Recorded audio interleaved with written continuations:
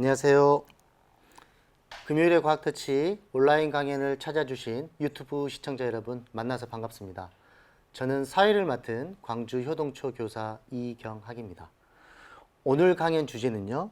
게임은 재밌게 만들고 신나게 즐겨라라는 주제로 남부대학교 윤봉식 교수님과 함께 하도록 하겠습니다. 교수님 안녕하세요. 안녕하십니까. 예, 오늘의 주제는요. 게임을 재밌게 만들고 신나게 즐겨라라는 주제인데요. 강연 내용 간단하게 소개 부탁드립니다. 네, 오늘 우리가 함께 이야기 나눌 주제는 게임을 기반으로 한 게임을 개발하는이 아니고요. 게임, 놀이 이러한 이야기를 창의력으로 창의성을 개발하는 내용으로 소개하고자 합니다. 네, 교수님 말씀을 들으니 굉장히 또 기대가 됩니다. 유튜브 시청자 여러분 끝까지 잘 시청해 주시기 바랍니다. 강연에 앞서 안내사항이 있습니다. 광주 금요일의 과학터치 실시간 강연에서는요. 두 가지 이벤트를 진행하고 있습니다. 첫 번째는 우수 질문 이벤트입니다. 강연을 들으시면서 궁금한 점이 생기시면 채팅창에 질문을 남겨주시면 되겠습니다. 이 중 우수 질문 참여자에게 소정의 모바일 상품권을 보내드리도록 하겠습니다. 두 번째는 퀴즈 정답 이벤트입니다. 강연 중간중간에 퀴즈가 나갈 예정인데요. 이 퀴즈에 제일 먼저 정답을 맞추신 분께 모바일 상품권을 드리도록 하겠습니다. 오늘도 많은 참여 부탁드립니다. 그럼 교수님을 모시고 강연을 시작하도록 하겠습니다.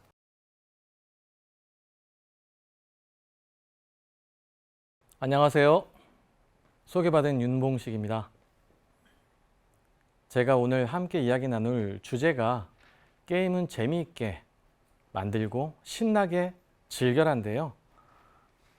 실제로 하고 싶은 이야기는 창의적인 사고, 사용자 경험 환경이라고 하는 UX에 대한 이야기입니다. 그래서 표지를 두 가지 타입으로 준비를 했어요. 지금 표지를 집중해 주세요. 나름 예쁘게 꾸민다고는 했지만 한눈에 들어오나요?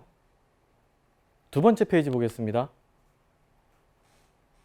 톤이 바뀌었죠. 더 중요한 것은 게임은 신나게 즐겨라와 창의 UX만 보이도록 유도하는 것. 창의력이라는 것, 상상하는 것을 실현시키는 구체적인 행동이거든요. 이 구체적인 행동에서 가장 중요한 것이 소통입니다. 상대에게 내 의사를 정확히 전달하는 것, 상대 의사를 내가 정확히 수용하는 것, 이 소통 과정에 대한 이야기가 창의력의 출발이자 맨 마지막 결론이기도 합니다. 목차를 기준으로 해서 오늘 어떤 이야기를 나눌지 잠시 살펴보면요. 5가지를 이야기할 겁니다. 첫 번째는 게임을 기준으로 해서 노는 게 참 즐겁다는 이야기. 두 번째는 여러분은 언제 즐거우십니까? 다양한 사람들의 즐거움에 대한 이야기.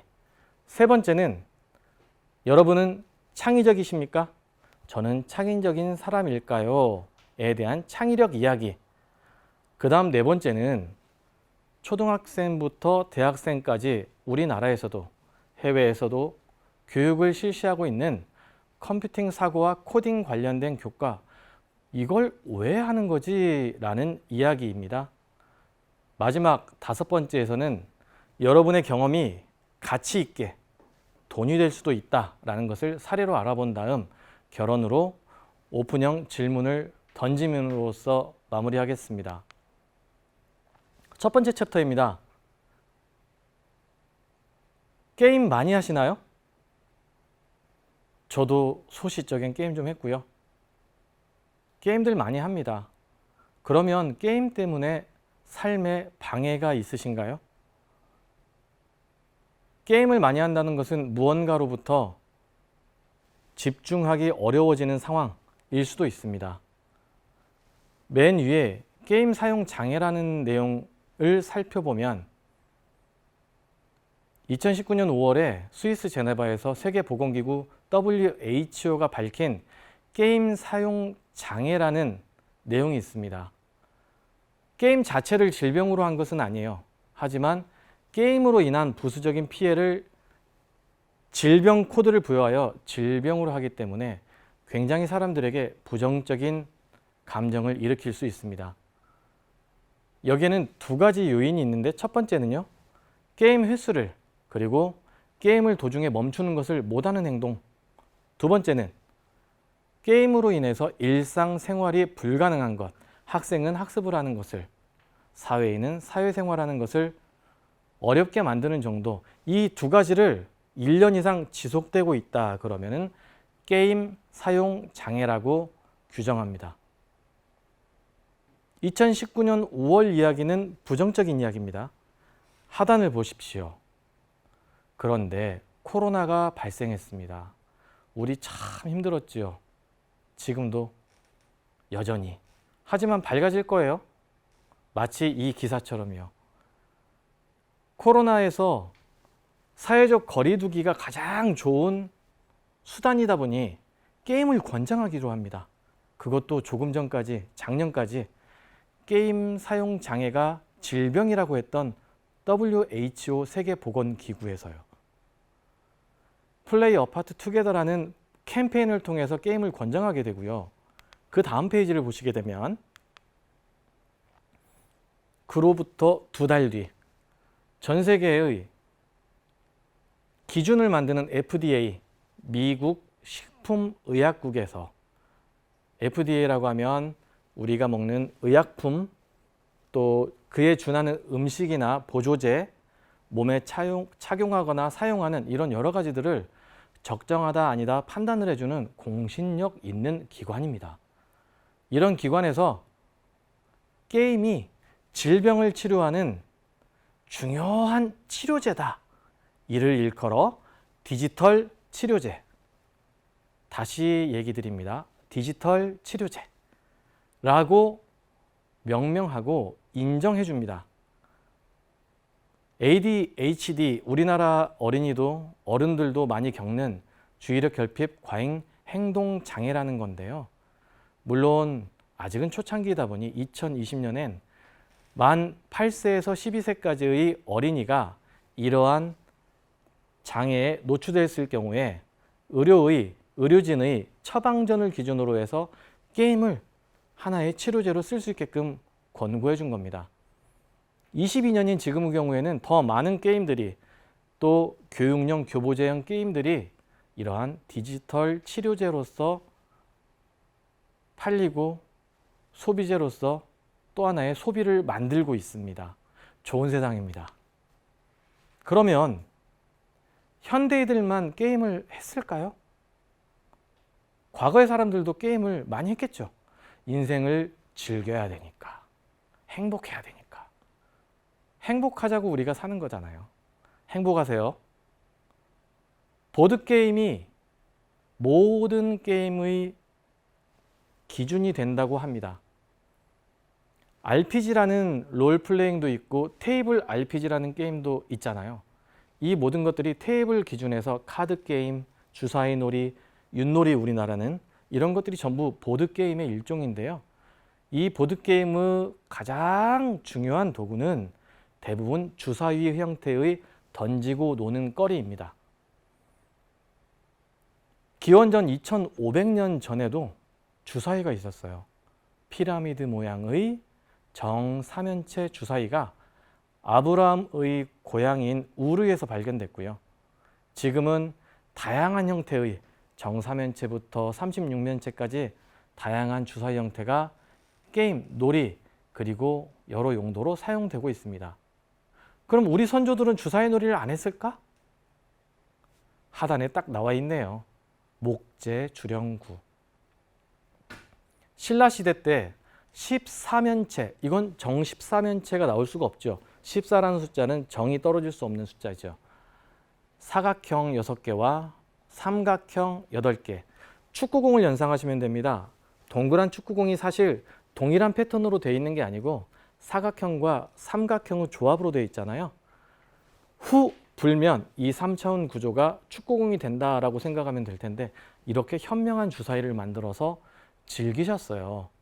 어떨 때 즐겼느냐? 게임으로 즐기면서 음주 가무를 함께 했어요. 우리나라 K-팝, K-문화 대단하잖아요. 춤, 노래 기가 막히죠. 선조 때부터 내려오던 놀이 문화에서 이러한 창의력이 발현된 것입니다. 하나만 살펴볼까요? 14면에 미션 14개가 있으니까 첫 번째, 금성장무. 주사위를 훅 굴려서 내 텀에 금성장무가 걸리면 무반주로 춤을 춰야 됩니다. 난감합니다. 저라면 아찔할 것 같습니다. 그러면 본격적인 근대화된 보드게임은 무엇일까? 물론 모노폴리라고 모두가 이야기합니다. 이 모노폴리 이전의 과거는요, 기원전 3000년 전부터 보드게임이 있었는데 백게몬이라는 게임이에요. 이 백게몬 게임은 여러 형태로 변화되면서 역사 속에서 흔적을 남기고 있고요. 근대화된 1933년에 찰스 데로우가 개발한 모노폴리, 1935년에 파커 브라더스사에서 정식 출시되면서부터 세상에 선보였던 이 모노폴리 게임이 보드게임의 중심입니다. 전 세계 모노폴리 게임은 수백 가지 형태로 출시되어 있고요. 하위종까지 포함하면 수천 개에 달할 정도로 굉장한 인기몰이를 꾸준히 하는 게임입니다. 이 모노폴리 게임이 미국에서 만들어진 다음 한국으로 1982년도에 들어오게 되는데요. 미국에 갔던 이상배 씨가 이거 굉장히 재밌는 게임인데 무슨 게임이야? 하던 중에 이건 경제관념을 가르치는 굉장히 교육적인 게임이자 일종의 도박성도 가지고 있는 이 난이도가 굉장히 폭이 넓은 긍정적인 게임이라는 걸 알게 돼요. 그래서 우리나라 가져와서 씨앗사에 출시할 때는 블루마블이라는 이름을 짓습니다. 굉장히 현명한 네이밍이었다고 생각해요. 블루마블은 청대리석이라고도 하는 푸른색 대리석을 말하는데요. 푸른색 대리석은 부잣집, 고위층, 굉장히 지체 높은 사람들이 집에만 쓴다라고 고정관념이 되어 있는 우리 문화권에서는 블루마블이란 이름 자체가 격조 있고요. 상류층이 자기 자손들을 위해서 교육적인 롤 플레잉 게임으로 전수하는 히트작으로 내놓기에 손색 없는 이름이었습니다. 역시 성공했죠. 그리고 지금은 넷마블사에서 온라인 보드게임으로 모두의 마블이란 게임으로 여러분들이 즐기고 계십니다. 이번에 살펴볼 보드게임은 전쟁 시뮬레이션 게임입니다. 이 전쟁 시뮬레이션 게임의 시초라고 하긴 뭐하지만 시초라고 학자들이 이야기하는 게 바로 체스 게임인데요. 체스는 마지막 순간 책이라는 행동을 했을 때 상대가 방어하지 못하게 되면 게임이 끝나죠. 마지막 공격의 한 수, 책, 여기에서 체스라는 이름이 나왔고요. 이 체스 게임은 서구에서 개발된 게 아니에요. 인도에서 만들어졌고 그것도 굉장히 오래전에 바릿 왕이라는 왕조 시대에 만들어졌습니다. 이 바릿 왕은 즐거움을 굉장히 탐닉했고요. 즐거운 게임, 즐거운 이슈들을 만드는 일종의 공모전처럼 대회를 개최합니다. 그리고 세타라라는 승려는 인도의 전통 게임인 차투란가 유형의 게임을 또 한 번 진화시켜서 진보된 체스 게임을 상정합니다. 그리고 그 체스 게임은 바릿 왕을 탐복시키고요. 바릿 왕은 그래서 세라타 승려에게 부상으로 원하는 게 무엇이냐라고 요구를 하자 여기서 또 한 번 대단한 상상력을 구체적인 창의력으로 발현합니다. 총 64칸으로 이루어진 체스판 하단의 이미지를 띄웠는데요. 첫 번째 칸에 보리알 두알, 두 번째 칸에는 두알의 2승, 승승승 쭉 2의 n개승으로 64칸을 채워서만 달라고 합니다. 혹하기 쉬운 이야기죠. 하지만 이게 922경의 개수가 넘는, 쉽게 말해 당시 인도 전역에서 생산되는 총 보리 양보다 많은 것을 요구한 거예요. 터무니없지만 즐거이 웃고 함께 즐기고 넘어갔길 바랍니다. 그럼 바리당은 이 선물을 주었을까요? 저도 잘 모릅니다. 두 번째, 이 체스가 여기서 끝나는 게 아니에요. 역사적으로 두 번의 큰 사건이 더 있는데 바로 페르시아가 강성해져서 유라시아 전체를 정복 전쟁을 할 때입니다. 그때 인도에 다다른 페르시아가 인도를 공략하고 있겠죠. 인도는 전쟁으로는 힘들 것 같아요. 그래서 전쟁 시뮬레이션 게임인 체스를 페르시아 궁정에 선물을 합니다. 그리고 이게 어떠한 룰일까요? 라는 퀴즈를 내요. 페르시아에서는 우리가 지금 세계 최강인데? 라는 생각에 이까짓 것쯤이라고 생각했지만 끝내 퀴즈를 풀지 못하고 힌트를 요구하고 하는 과정에서 인도는 전쟁에선 졌지만 대등한 그런 관계를 유지하는 쾌거를 이룹니다. 결국 상호 간에 전쟁에서 승리하고 패배하게 되면 조공이라는 관계가 되잖아요. 속국 형태 또는 조공을 바치는 관계인데 이 조공 관계를 굉장히 완만하게 다른 나라에 비해 조정을 잘 했다라는 역사 이야기가 있고요. 여기서 끝나느냐?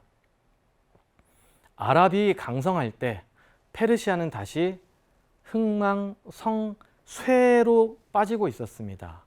이때 페르시아 역시 전쟁에서 승리한 아랍이 페르시아를 굴복시킬 때 체스를 선물합니다. 칼리프 궁정에. 칼리프 궁정에서는 이게 뭐야? 라고 알아보려고 하지만 똑같이 인도에게 페르시아가 당했듯 아랍 역시 페르시아 궁 안에서 해결을 하지 못하고 페르시아는 전쟁에선 졌지만 이들을 정신적으로 승리했다라는 자존감, 자존심을 지키게 됩니다. 이 때문일까요?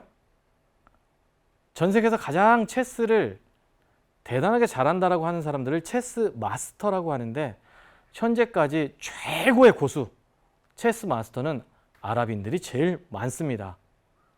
상상이 바뀌겠습니다. 왜일지. 이제는 다양한 연령층, 다양한 사람들이 갖는 즐거움을 살펴보겠습니다. 첫 번째, 티 없이 맑은 즐거움이라고 하고 아래 강아지똥 애니메이션을 띄웠는데요. 애니메이션 얘기는 아니고요. 어린이들은 똥, 방귀, 뿡 이런 얘기를 하면 까르르 하고 웃습니다. 저 역시 그 나이를 지났고 여러분들도 지났지만 이해가 되시나요? 그저 아이들이 즐거워하니 우리는 함께 받아줍니다. 뿡! 아이들이 너무 좋아합니다. 이러한 티 없이 맑은 즐거움 좋습니다. 두 번째, 주관적인 가치를 대중에게 어필하거나 팔 수 있는 아이디얼한 즐거움을 찾아보려고 하는데 하단 이미지, 호랑이 이미지 2002년 보이시나요? 전북대를 최근에 은퇴하신 홍찬석 교수님의 일러스트 작품인데요. 이건 작품이라기보다 그리팅 메시지로 보내지는 이미지 일러스트입니다. 이분은 일러스트레이터 작가로서 굉장히 유명한 분이고요. 강아지나 동물들을 우화적으로 마치 우리 민화처럼 우화적으로 그리는 풍으로 유명하세요. 근데 매년 신년이 오게 되면 그 해에 해당하는 동물을 본인의 캐릭터릭한 화풍으로 그려서 그리팅 메시지로 많은 사람에게 전달을 합니다. 이렇게 전달하면 전시회를 찾아오는 소수의 사람, 더 작은 수의 작가님의 작품을 소장한 사람 외에도 이 작품을 볼 수 있잖아요. 얼마나 즐겁겠어요. 또 홍보 수단이 돼서 이거 굉장히 재밌는 작품이야. 이 작품을 봐야겠어 라는 긍정적인 프로모션 전략이 됩니다. 세 번째, 가장 우측을 보시면요. 70대 한 여성분이 서 계십니다. 시니어 클럽에서 운영하는 발레 교실에 학습하고 발레 공연을 하는 날 찍은 사진입니다. 70평생 얼마나 많은 일들이 있겠어요. 그 안에서 즐거움도 다양했겠죠.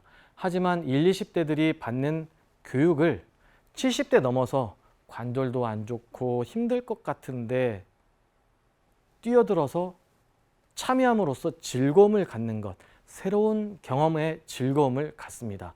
이런 것을 다이버전스라고 합니다.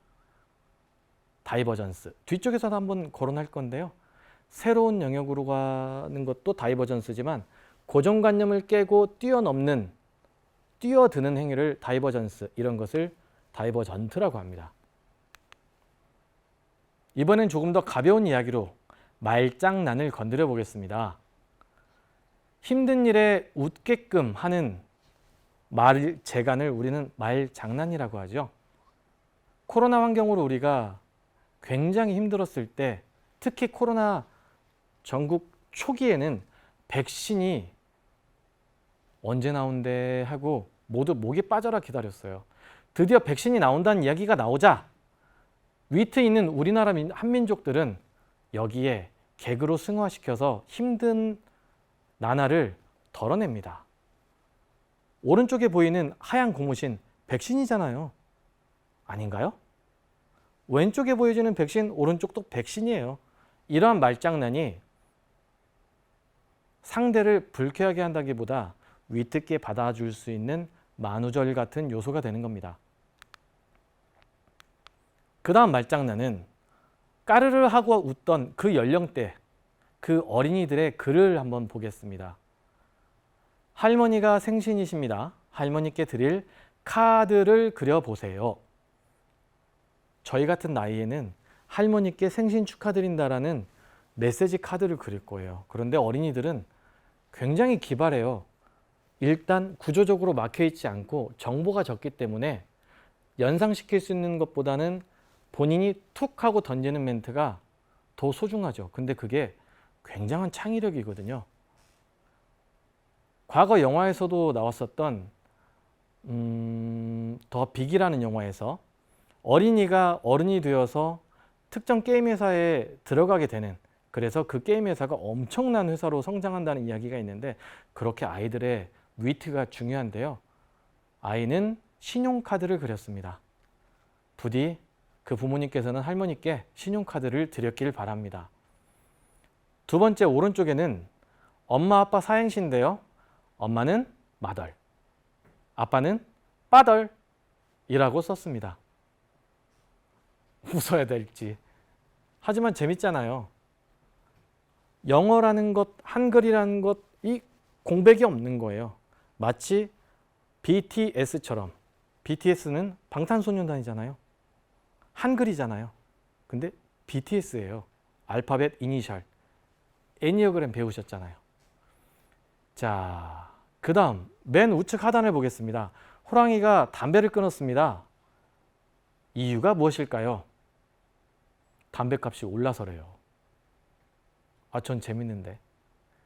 담배값이 올랐다. 여기에서 고정관념으로 생각해 봅시다.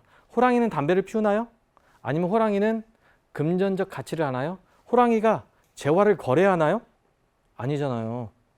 그런데 위트 있게 담배값이 올라서랍니다. 이번에는 희희낙낙, 즐거움에 즐거움을 더하는 이야기를 해보겠습니다. 우리에게 익숙한 하나의 상품을, 굿즈를 또 다른 상품하고 연결시켜 새로운 굿즈로 만드는 형태를 말하는데요. 골프, 저 굉장히 좋아하거든요. 골프를 좋아하는 골프 매니아들이 가장 돈이 많이 드는 것이 바로 골프공입니다.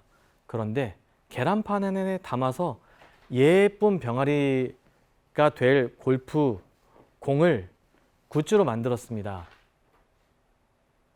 여기에서 돌발 퀴즈 드리겠습니다. 앞서 설명드린 내용 중에서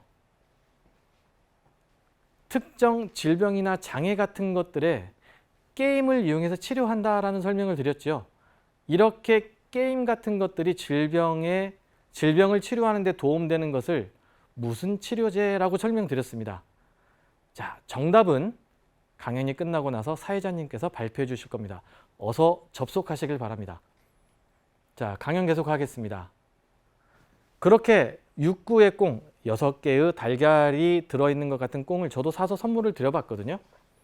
선물을 드렸더니 골프는 총 4시간에서 5시간 함께 운동을 하는데 너무 재밌다. 이걸 아까워서 어떻게 치니? 아이고 아이고 안쓰러워 하면서 시작했던 경기가 끝나고 식사 자리에서까지 와 그거 정말 위트 있지 않아? 하면서 즐거움에 즐거움을 더해줬습니다.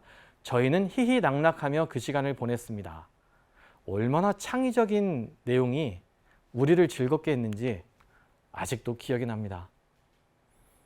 이제는 조금 어려운 이야기를 두 개 할 거예요. 조금 전에 에너그램 뭐 이런 얘기를 했었어요. 자, 에너그램을 다룰 건데요. 기호예요. 기호는 세미오틱스라고 하는데 우리가 볼 수 있는 흔한 웃음 이런 것도 기호고요. 글씨도 기호고요. 도로에 있는 표지판도 기호입니다. 이런 것 중 에너그램이라는 게 있는데 글자의 앞뒤 순서 조합을 바꿔서 새로운 정보를 만드는 것을 말해요. 영화 해리포터를 보게 되면 볼트모어라는 빌런이 나옵니다. 이 빌런은 어려서부터 빌런은 아니었죠. 그런데 이름이 톰 마블로 리틀이라는 이름으로 되어 있는데 이 톰 마블로 리틀이라는 이름이 I'm 로드 볼트모어라는 나는 주 볼트모어니라라는 복선이 깔린 이 글귀를 에너그램으로 만든 내용입니다. 그래서 이 어린이는 톰 마블로 리틀, 톰은 결국 볼트모어가 된다라는 사전에 암시를 주죠. 여러분들이 잘 알고 있는 아이돌들, 방탄소년단 조금 전에 얘기했었는데 그 하이브에서 처음으로 걸그룹을 출시하죠. 이 걸그룹이 출격하는데 세상에 두려울 것 없는 우리 소속사의 첫 번째 모델, 우리는 두려움이 없다. I'm fearless라는 문구를 에너그램을 이용해서 이름을 만들었어요. 르세라핌. 이 르세라핌은 결국 우리는 두렵지 않아. 우리를 두려워야 될 거야. 나 자체가 곧. 이런 의미가 되겠죠. 역사 속에서도 찾아볼 수 있는데 에너그램이 많은 생명을 살린 사례입니다. 세계대전이 한창이던 시절에 나치는 그리스를 점령한 뒤 시리아로 진격을 하려고 했습니다. 이때 히브리어로 에너그램을 만들어서 굉장히 많은 사람들을 살린 일이 있는데 하단에 보여지는 이미지처럼 왼쪽은 러시아라는 의미, 오른쪽은 시리아라는 의미입니다. 너무 비슷하게 생겼죠. 그 철자 조금을 바꾸는 것은 모국어가 아닌 사람들에게 익숙하지 않을 것이다 라는 것을 이용해서 결국 침략을 늦췄고요. 러시아 쪽으로 가서 다시 순항하지 못하고 돌아오는 과정에 많은 생명을 살렸습니다. 두 번째, 아크로스틱입니다. 아크로스와 스티코스라는 의미의 합성어인데요. 쉽게 말하면 글자 맨 앞 어구들을 땄다 이야기입니다. 제 이름은 윤봉식, YBS, 이니셜. 하지만 이건 적확하게 아크로스틱은 아닙니다. 아크로스틱이 되려면 여기에 메타포가 들어가야 됩니다. 메타포란 하나의 의미에 또 다른 의미를 더해서 창조된 새로운 의미를 만들었을 때 메타포가 형성이 되는데요. 제 이름 YBS 윤봉식은 동일한 이니셜일 뿐이기 때문에 해당되지 않습니다. 이러한 아크로스틱은요, 고대 그리스에서 신탁을 전달할 때 많이 사용했고 우리나라에서도 주술이나 여러 가지 토템 신앙을 대변하는 곳에서 자주 등장을 합니다. 가장 큰 사례 하나만 찾아볼 건데요. 신약시대라고 하는 우리 세기 초죠. AD, BC를 나누는 그 세기 초. 그 시대에 그리스도인들은 내가 그리스도인이라고 얘기를 하면 탄압을 받아서 고문당하거나 죽임을 당했어요. 그래서 조심스럽게 물고기 모양을 그려서 내가 그리스도인임을 밝혔는데 이건 오병이어의 기적이라는 물고기지만 지금 말하려고 하는 것은 5개 철자, 익투스라는 것. 이 익투스는 하나하나가 이니셜인데요. 예수 그리스도는 하느님의 유일한 독생자이자 세상을 구원하는 구원자이다라는 의미를 갖는 거예요. 이렇게 아크로스틱은 작은 의미뿐만 아니라 긴 문장, 전언들을 담기도 합니다. 그럼 창의성은 무엇일까? 여러분들은 다 가지고 있습니다. 인간이 지니는 보편적인 성향이기 때문에 누구 천재나 누구 특정한 사람들만 갖는 게 아니에요. 그럼 왜 학습하라고 하느냐? 상상만 하면 몽상가, 뜬구름처럼 떠돌아다니는 구름과 같은 것. 하지만 구체화시킬 수 있으면 그건 바로 아이디어입니다. 그래서 학습을 합니다. 20세기 중반에 길포드라는 학자는 확산적 사고 개념을 창의성이라고 얘기했고요. 이러한 창의성에 대한 단어는 라틴어, 그리스어, 우리도 창의성이라고 하고 모든 나라에 있어. 왜? 그만큼 중요시 다뤄졌기 때문에 창의성이란 단어는 어디에도 있는 겁니다. 이렇게 창의성이 대두되는 데는 많은 학자들도 말씀하셨잖아요. 그렇지만 우리는 딱 하나만 살펴볼 겁니다.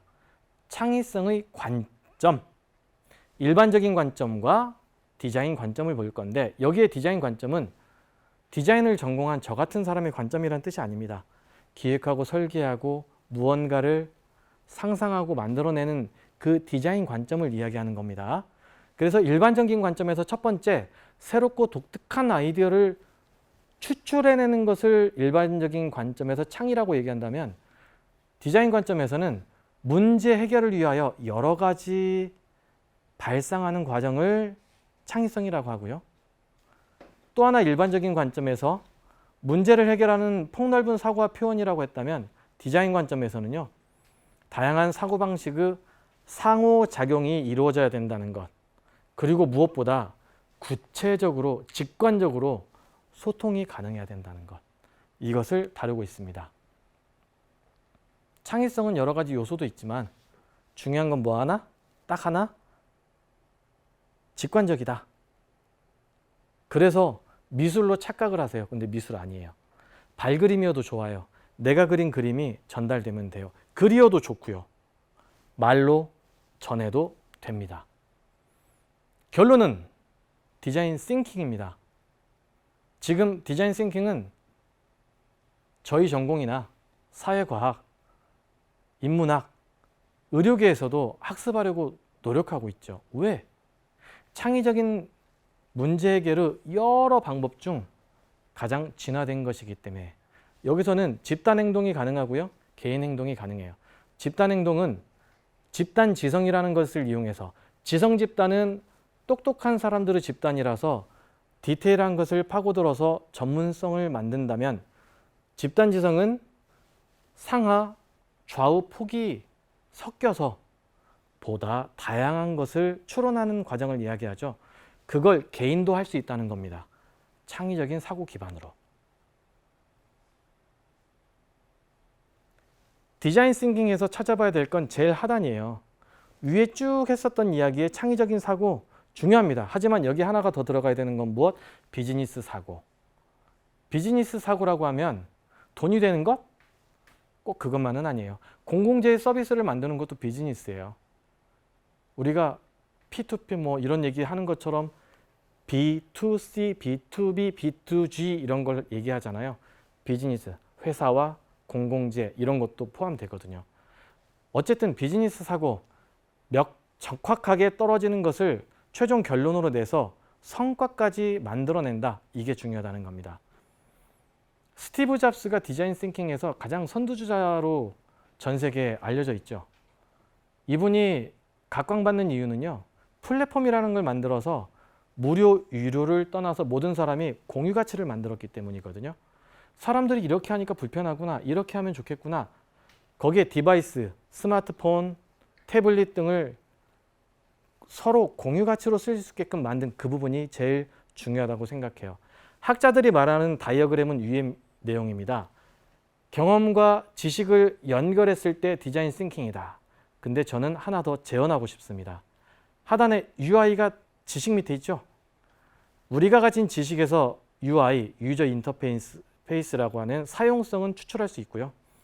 UX, 유저 익스피리언스, 사용자 경험에서 우리에게 필요한 경험 가치를 끄집어낼 수 있습니다. 이 선순환 구조에서 결합된 것이 디자인 싱킹입니다. 이제 컴퓨팅 사고를 알아볼 텐데요. 컴퓨팅 사고는 너무 쉬운 거예요. 컴퓨터가 사람의 뇌 구조의 가장 분석적인 프로세스 구조를 따라서 만든 거기 때문에 이제는 컴퓨터가 생각하는 방식이 사람의 구조랬잖아요. 그렇게 심플하게 생각해 보자. 이걸 가르치는 겁니다. 복잡한 것을 심플하게. 4가지 단계로 하는데요. 첫 번째는 분해하고요. 두 번째는 추상화하고 세 번째는 패턴 인식, 마지막에 알고리즘으로 만든다입니다. 요거 여러분들이 많이 하는 거예요. 주사위 예를 들어보면 주사위는 6면이 있어요. 분해해 보면 6개의 면이 있죠. 1, 2, 3, 4, 5, 6. 추상화하게 되면 주사위는 정육면체죠. 이걸 그냥 사각형 네모를 평면으로 그리고 주사위 포인트를 그려만 놔도 주사위인지 이해하죠? 여기에 패턴 인식 6개라는 얘기는 가장 큰 수와 작은 수의 합이 7이란 얘기니까 앞면에 1이 보여지면 반대편 끝에는 6이 보여지죠.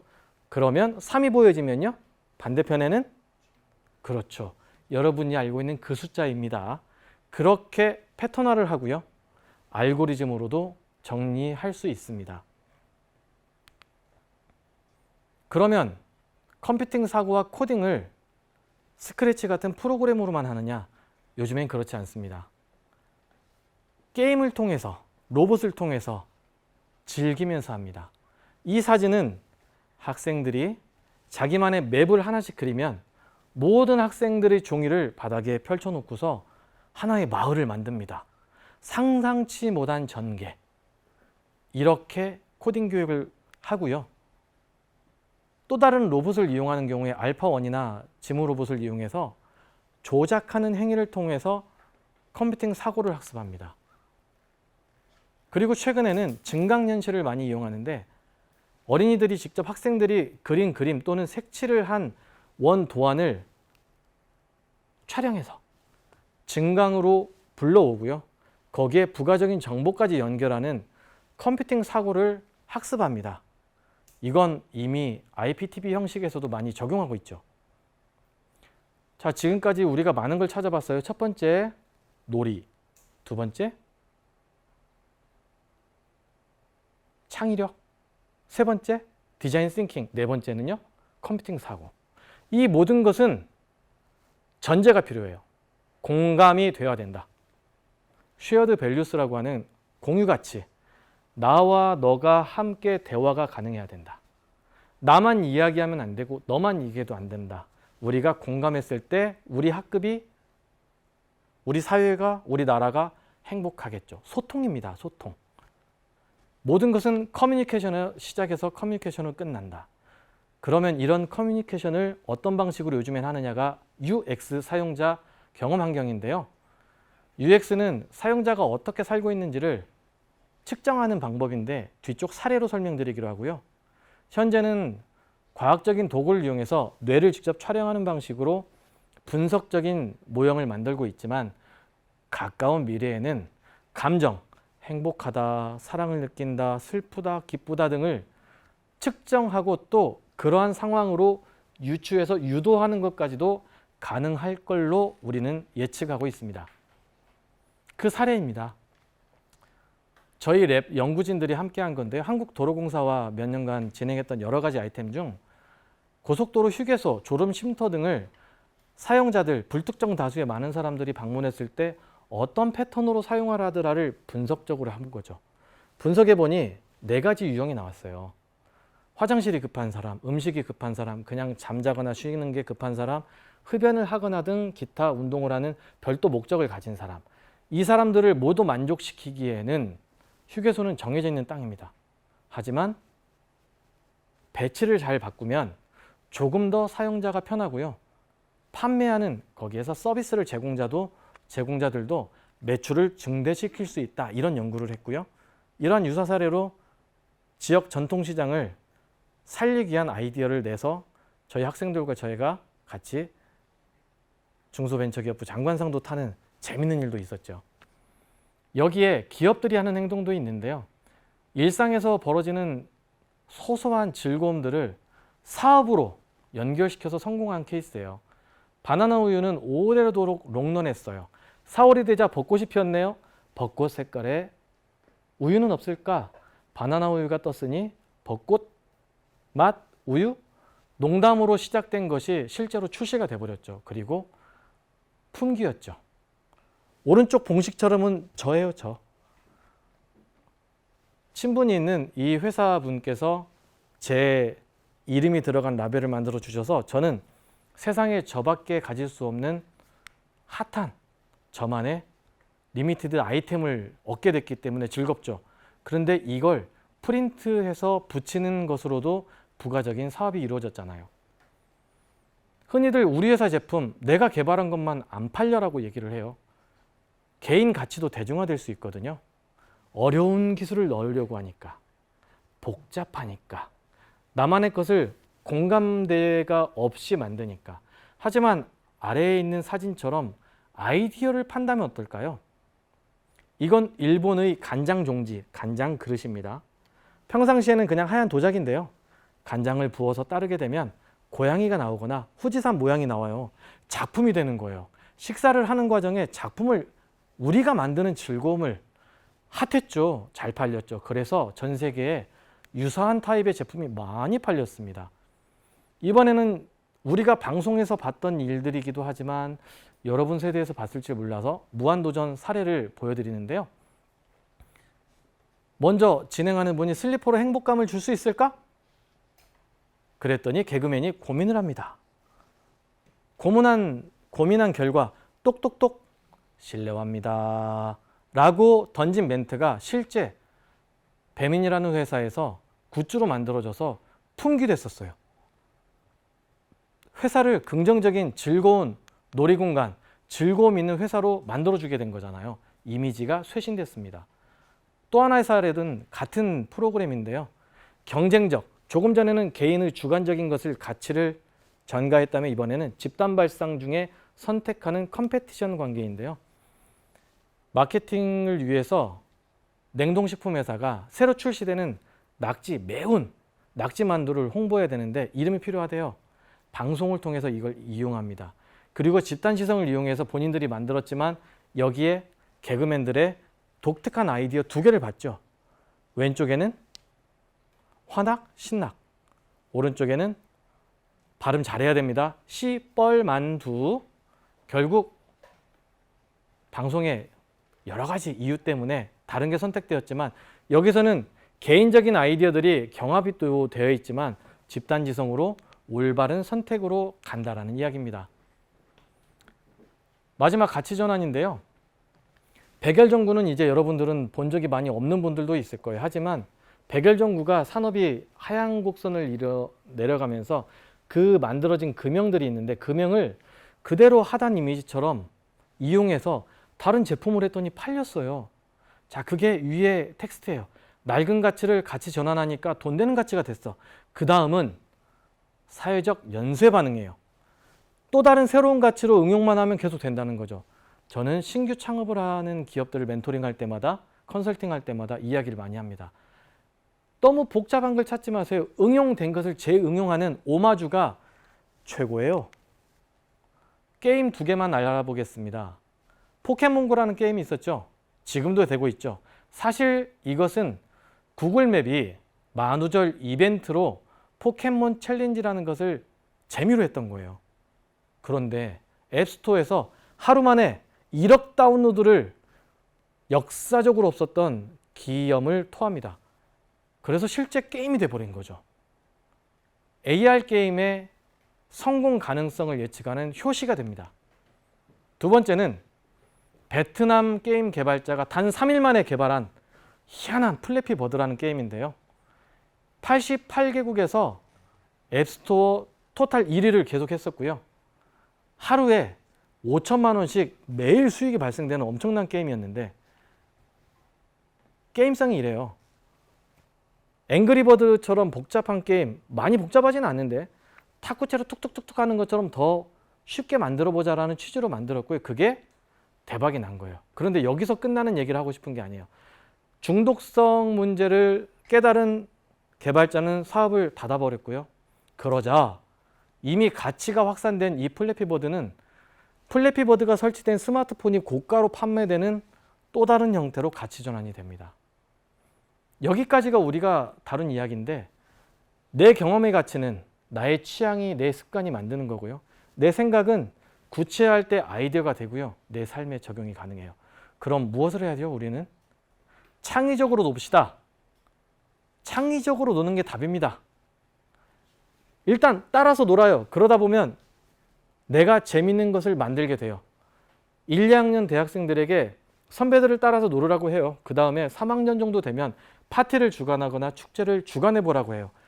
만든 자가 더 재밌거든요. 만드는 과정도 재밌거든요. 상상은 구체적으로 몽상가처럼 뜬구름 말고요. 소비자 관점으로 구체적으로. 잡담 많이 하세요. 하지만 소통 가능한 잡담. 새로운 소비를 직접 만들라는 얘기는 아닙니다. 관점을 전환하세요. 다이버전스 말씀드렸잖아요. 관심이 있다면 망설이지 마시고 구체한 다음 판단된다면 뛰어드시기 바랍니다. 여기까지였습니다. 감사합니다.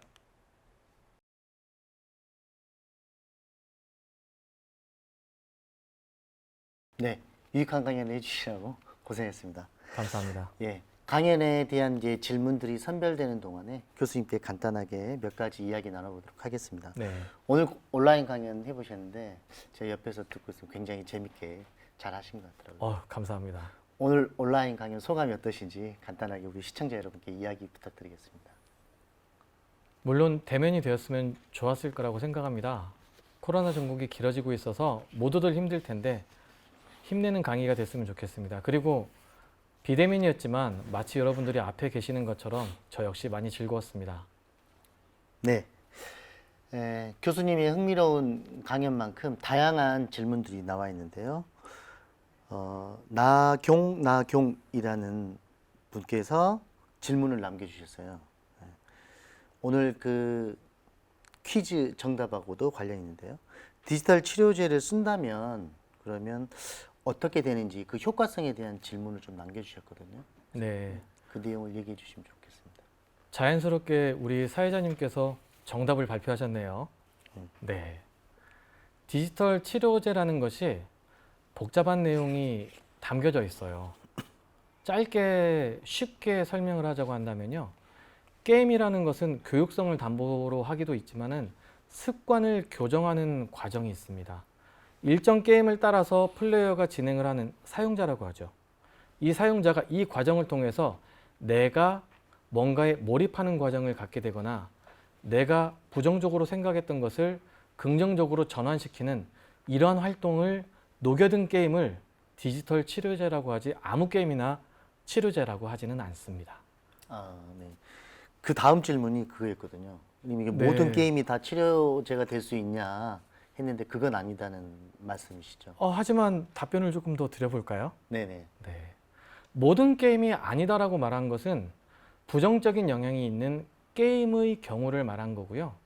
대다수의 게임은 교육성을 가지고 있어요. 강의 중간 내용에 교육이라는 단어에 제가 색을 넣은 게 있었을 거예요. 패스하고 넘어갔는데요. 가장 좋은 영업 전략은 상대를 교육시키는 것이다 라고 하는 말이 있거든요. 네. 영업을 할 때 보험을 설명하거나 제품을 팔 때 저희 제품 좋아요 보다는 이게 이런 것들이 있고 교육적으로 좋고 이런 성능도 있어요 라고 하면 하잖아요. 게임은 그래요.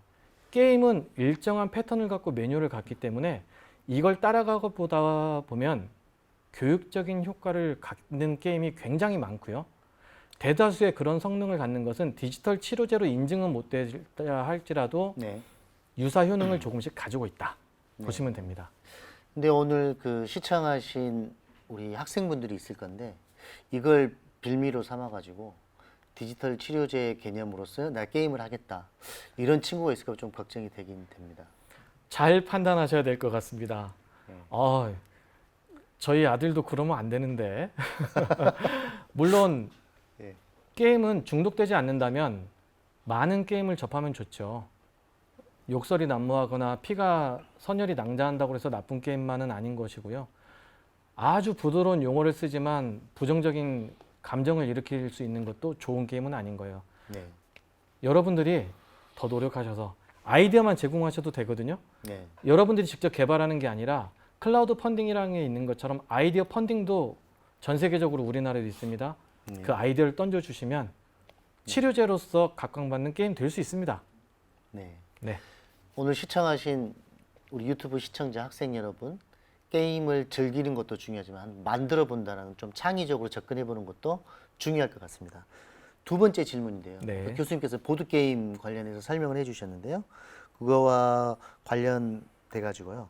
이 보드 게임을 컴퓨터에서 게임으로 이렇게 쉽게 구현해 볼 수 있는 어떤 프로그램이라든지 그게 있으면 우리 시청자분들에게 소개해 주시면 좋을 것 같습니다. 네. 대학생들도 스크래치 같은 게임들을 사용합니다. 스크래치 같은 게임들은 그 프로그램들은 블록 코딩이라고 이름을 짓는데요. 아까 컴퓨팅 사고를 쭉 설명드렸잖아요. 4개 단계가 있다고. 그 과정을 간단하게 블록 형태로 조합하게끔 하는데 이걸 이용하게 되면 우주도 창조할 수 있고요. 실제로 저희 학생들하고 수업을 하거든요. 네. 이 과정에서 게임을 만들어냅니다. 이번 학기에도 수업을 진행했는데 60개 가까운 게임 유형을 개발했죠. 아이디어만 들어가게 되면 간단하지만 보드게임 만들 수 있습니다. 여러분들이 스크래치는 MIT에서 만들었고요. 그 미세추세츠 공과대학이라고 하잖아요. 무료로 배포되고 있습니다. 저작권이 풀려 있고요. 얼마든 이틀 정도 해보시게 되면 3일째부터는 게임 개발하실 수 있습니다. 네, 알겠습니다. 한번 올 여름 방학을 이용해서 우리 시청자 여러분들께서 한번 도전해 보는 것도 괜찮을 것 같습니다. 정재성 님께서 질문을 남겨주셨어요. 초등학교 교사입니다. 수업 중에 게임을 활용해 보고 싶은데 어떻게 계획을 세워서 하면 좋을지 궁금하다고 남겨주셨습니다. 역시 수준 있고 어려운 질문을 해주셔서 살짝 당황을 해보겠습니다. 네. 네. 두 가지로 답변 드릴게요. 첫 번째는 기존에 있는 것을 이용할 것. 두 번째는 새로운 것을 창조할 것으로 설명드리면 좋을 것 같아요. 제가 사전에 준비된 건 아니라서 조금 답이 적합할지는 모르겠지만 기존에 있는 것들 중에 게임성을 가지고 있거나 교육적인 게임이 아니어도 게임이 있는 것들이 많이 있어요. 예를 들자면 일반적인 슈팅 게임, 여기에 글씨 조합 같은 걸 바꿔서 하는 방식들이 포함되어 있는 플러그인 형태로 되어 있는 게임들이 있거든요. 이런 것들은 그대로 활용도 가능하시고요. 인터넷에 떠도는 QR코드처럼 그냥 프린트해서 쓸 수 있는 것들이 있거든요. AR 이미지가 있습니다.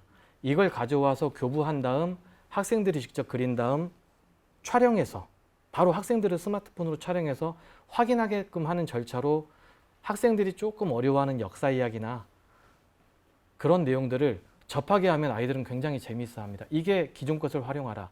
두 번째 내용 창조하라는 선생님께서 아까 말씀드렸던 스크래치 같은 것들을 해보세요. 또는 보드게임을 이용해 보세요. 우리 학생들하고 보통 이제 3학년, 4학년 학생들하고 많이 하는데요. 이번에 이 과정을 작년 올해 수행했던 학생들 중에서 4학년 세 학생이 굉장히 우수하게 잘했는데 네이버와 NHN에 취업을 했거든요. 이 학생들이 창의력이 대단해요. 왜? 저희 보드게임 하면서 수업 시간에 놀았거든요. 학생들과 테이블 RPG를 설계하는 거예요. 수업 시간에. 근데 이것을 어떻게? 우리가 하는 공학 수업으로 맞추는 거죠. 아이들하고도 똑같이 해보는 거예요. 아이들하고 게임을 만들어 보는 것도 재밌다고 생각합니다. 네. 직접 그 제작된 게임을 하는 것도 중요하지만 그것을 만들어 보는 과정에서 네. 게임을 이해하고 또 해보는 좋은 기회가 될 것 같습니다. 그리고 피플님께서 남겨주셨는데요. 아까 아쿠스틱에 대해서 교수님께서 말씀해 주셨잖아요. 그게 언제 최초로 시작해서 이렇게 사용되어 있는지 궁금하다고 질문을 좀 남겨주셨습니다. 네. 언제라고 정확히 찝기가 애매합니다. 그냥 고전 시대에 그 시대였다라고 지금 많이 되어 있는데 여러 가지 설들이 많기 때문에 그건 주관적인 판단을 제가 맡겨야 될 것 같아요. 네. 저도 자료를 준비하는 여러 이제 선생 중에 저도 한 가르치는 사람인데 네. 정확한 것을 찍긴 좀 어려워하지만 거의 이건 2000년 정도가 아니고요. 그 이전, 네. 그 이전부터 있었던 것인데 네. 명명을 그렇게 했다입니다. 네. 그래서 언어가 직접 문자화되는 그 순간에 명명만 된 것이지 사실은 그 이전부터 있었다라고 보시는 게 맞을 것 같습니다. 네. 그러면 저희가 이해할 때는 굉장히 오래됐다. 엄청 오래됐죠. 근데 그게 아까 말씀하신 아크로스틱이 어떤 시대가 변하면서 어떤 좀 흐름이 좀 있을 것 같아요. 네. 교수님 보셨을 때는 예전 것과 지금의 어떤 차이점이라든지 그걸 좀 설명해 주시면 어떠실까요? 이런 방송에서 기업 명칭을 얘기해도 될까요? 괜찮을지 모르겠습니다. 땡땡 기업으로 이렇게 아, 그럴까요? 해주시면 좋겠습니다. 아, 말을 해야 되는데. 우리나라에 지금은 다른 이름인 금성이라는 회사가 있었죠. 아, 예. 자, 지나간 얘기니까 밝히겠습니다. 네. 그 골드스타이기 때문에 GS라는 약자를 씁니다. 이것은 해당되지 않습니다. 하지만 여기에 L땡이라는 걸로 바뀌면서 럭키 금성이라는 이름이 사실은 라이프 이즈 굿이라는 또 다른 메타보적인 중의적인 표현이 되는 거거든요. 네네. 이랬을 때 적확도가 생기는 거죠. 여기에 네네. 맞는 거죠. 네. 그게 과거에서도 있었어요. 그런데 과거에는 조금 더 메타포라는 개념, 그러니까 어떤 중의적 의미를 넣는 부분이 조금 더 약했기 때문에 네. 조금 더 단순했다면 앞으로도 사회가 발전함에 따라서 의미를 계속 우리가 더하고 더한 의미들이 세상에 퍼져 있잖아요. 네. 우리가 물 하면 물일 수도 있지만 물은 맑다. 그 다음에 물이 이제는 새로운 생명 또는 물이 고갈된다. 여러 가지 의미에 따라서 지속적으로 의미가 바뀌기 때문에 네. 이건 역시 진화한다고 학자들은 이야기합니다. 네. 그러면 저희가 이해할 때는 어떤 사회 시대성이라든지 이런 게 충분히 또 반영될 수 있겠다. 그렇죠. 네. 다음 질문요. 나경님께서 해주셨는데요. 그 아까 미래에는 그 게임을 치료할 수 있는 이런 보드 게임들이 혹시 사라질 수도 있고 또 아니면 더 새롭게 많이 생길 수도 있는지 아니면 어떤 변화 가능성에 대해서 좀 질문을 남겨주신 것 같아요. 네. 과연 제가 예측할 수 있는 일인지 모르겠습니다만 지금 글로벌 게임 센터나 게임 관련된 일들을 같이 하고 있는데요. 하면서 느껴지는 게 그거예요. 조금 더 교육적인 모델로 가는 게 있고요. 사람들에게 핫 이슈가 되기 위해서 가는 게임들이 있다고 한다면 핫 이슈 게임을 뺀 모든 것들은 이러한 디지털 치료제 이슈를 다 가지고 있다고 생각해요. 네. 그리고 과거 게임뿐만 아니라 보드게임에서 컴퓨터 게임, 스마트폰을 이용한 게임, 디지털화되는 스마트 디바이스로 적용되는 모든 게임들이 점점점 확장되면 됐지 축소되지는 않았기 때문에 특정 영화에서 보이는 사이버 월드처럼 더 확산될 것이라고 추정합니다. 네. 이제 거기에 따른 여러 가지 문제점이 좀 더 개선되면서 좀 긍정적인 면으로 많이 조금 개선이 됐으면 어떨까 생각을 해봅니다.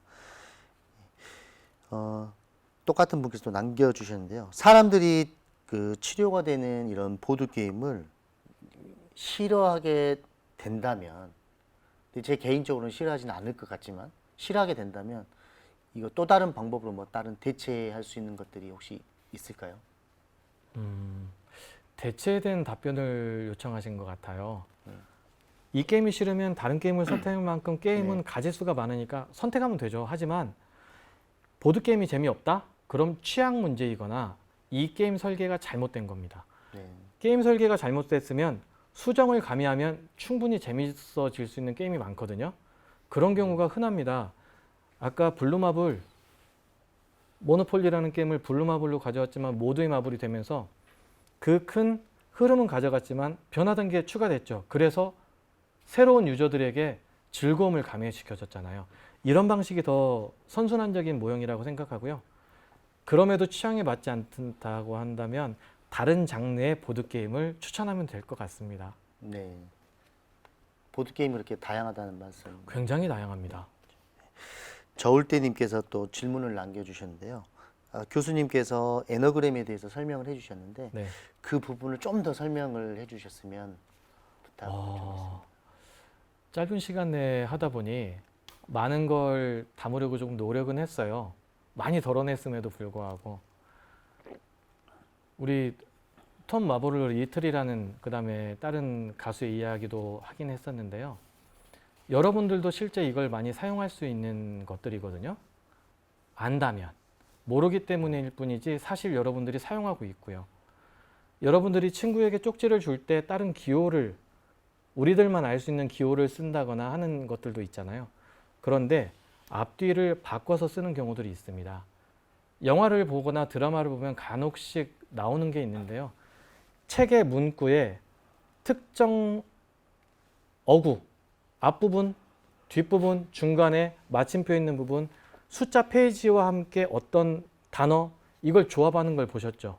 이런 게 다 이 유형에 속합니다. 그러면 좀 답변이 되었을까요? 네. 단지 이름을 짓는 것 외에도 충분히 활용 범위가 있다 네. 생각합니다. 오늘 교수님 강연에서 이제 창의성에 대해서 좀 다른 접근으로 얘기를 해주신 것 같습니다. 그 창의성이 과연 인간의 고유의 문제 해결 방법이라고 하셨는데요. 그러면 굳이 왜 꼭 학습을 통해서 이런 거를 배워야 되는지 좀 궁금하거든요. 인류가 인류인 것은 도구를 사용하기 때문이죠. 왜 도구를 사용했을까? 인간은 육식동물, 공격하는 대상보다 약했기 때문에 방어 수단이자 또 신체적으로 취약하기 때문에 이걸 개선해서 효과를 보기 위해서 도구를 사용했어요. 똑같아요.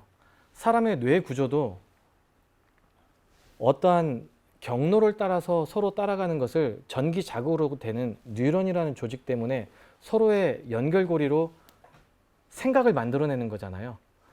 그러면 가만히 있으면 생각이 되는 것이냐, 고유의 것이니 가지고는 있죠. 하지만 체계적으로 할 경우에 다른데 예를 이렇게 들어볼게요. 여긴 지금 광주입니다. 광주에서 어떤 사람은 2시간 만에 서울을 가요. 그리고 2만 원이 들었습니다. 어떤 사람은 4시간 걸려서 5만 원 들여서 서울을 가요.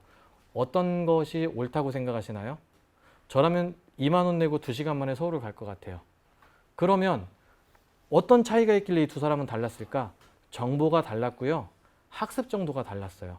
학습을 하신다면 지금 인간 고유가 가지고 있는 고유 내면의 문제 해결 방법에 학습이 더해진다면 우회하지 않고 더 빠르게 가거나 더 좋은 정보로 가공하여 새로운 걸 만드는 것도 창의력입니다. 네. 그래서 학습이 필요합니다. 네. 교수님 말씀 들으니까 창의성은 타고난 것도 물론 있겠지만 그걸 학습을 통해서 펼쳐 나가는 것도 굉장히 중요하지 않나라는 생각을 해봅니다. 네. 지금 저희 방송 시청하는 우리 유튜브 시청자분들이 중고등학생들이 꽤 있거든요. 네. 거기 관련해서 중고등학생들 경우에도 아까 교수님께서 말씀하셨던 여러 가지 그 내용들을 혹시 창업을 할 수 있는 무슨 길이 있는지 거기에 네. 대해서 간단하게 있으면 소개를 해주시면 좋을 것 같습니다. 일단 부모님을 겨냥해서 창업을 권하지는 않습니다. 하지만 창업의 형태를 이해하시면 돼요. 최근 10년 내에 초등학생, 중학생, 고등학생이 창업을 해서 억만장자, 백만장자가 되는 사례들이 많습니다. 실질 창업이 이루어지는 거죠. 어떤 방식으로 하냐면요. 프로그래밍을 해서 게임을 짜거나 하는 이런 창업도 있지만 아이디어를 누군가에게 전가하는 방식으로도 창업이 되거나 창직, 일자리를 만드는 게 된다는 거예요. 강연 끝나고 나서 처음 질문하셨을 때 말씀드렸던 클라우드 펀딩 같은 것들처럼 아이디어 펀딩이 있잖아요. 내가 꼭 회사를 차리지 않아도 창업이 됩니다. 지금은 세상이 많이 바뀐 거거든요. 그리고 그게 잘 되면 여러분이 사업자 등록증을 내면 그게 창업의 법적인 창업이 되고요. 요 자그마한 기업을 컴퍼니라고 하는데 이 회사가 성장하면 그게 기업이 되는 거예요. 그 기업이 되는 과정까지 전체를 초등학생, 중학생이 할 수 없잖아요. 그래서 전문 경영인을 써서 전문 경영인이 경영하는 회사 형태가 되는 지금 현재 성공하고 있는 창업 형태는 그렇게 가고 있습니다. 꼭 창업이 어렵다라고 생각을 하는 것도 아니고 창업을 통해서 집에 큰 기여를 하겠다 이런 거 말고요. 창의력 증진을 위해서 창업이라는 것을 던진 겁니다. 그리고 그렇게 많이 하고 있고 학생들이 지금 많이 창업을 하잖아요. 네. 이 창업을 꼭 돈 벌 목적이 아닌 사람들과 공유하는 것으로 만들게 되면 사람들이 공감하고 사업이 성공으로 갈 수 있는 확률이 크다라고 전문가들이 이야기하고 있습니다. 네. 우리 친구들도 아이디어만 있다면 충분히 네. 도전해 볼 만한 것 같습니다. 이상으로 질의응답을 마치도록 하겠습니다. 좋은 질문을 남겨주신 시청자 여러분과 또 열정적으로 강연 및 질의응답해 주신 교수님께 감사드립니다. 감사합니다. 네, 다음 금요일에 과학터치 강연을 안내해 드리겠습니다. 본 강연은요, 7월 22일 금요일 오후 7시에 유튜브 실시간으로 서울대학교 이민재 교수님을 모시고 고장난 단백질만 버려드립니다라는 주제로 강연이 예정되어 있습니다. 특히 다음 본 강연에서는요, 문성고등학교 학생 여러분이 함께 합니다. 많은 참여와 기대해 주시기 바랍니다. 도입 강연은요, 문흥초등학교 김윤주 선생님께서 지구가 더워지면 해수면이 상승해요라는 주제로 강연을 녹화하여 추후에 업로드될 예정입니다. 많은 시청 부탁드립니다. 추가적으로 하나 더 말씀드리도록 하겠습니다. 금요일의 과학터치 온라인 홈페이지 만족도 실시간 조사를 하고 있습니다. 채팅창이라든지 실시간 안내를 통해서 링크를 보내드리면 그 링크를 타고 들어오셔서 금요일의 과학터치 홈페이지에 대한 만족도 설문조사를 참여해 주시면 고맙겠습니다. 오늘 돌발 퀴즈 당첨자분은요, 황지숙 님이 되겠습니다. 정답은 디지털 치료제입니다. 축하드립니다.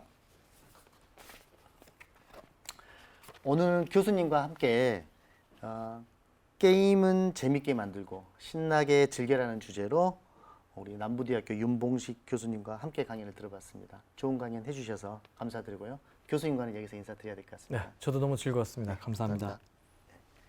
지금까지 시청해주신 유튜브 시청자 여러분, 감사합니다.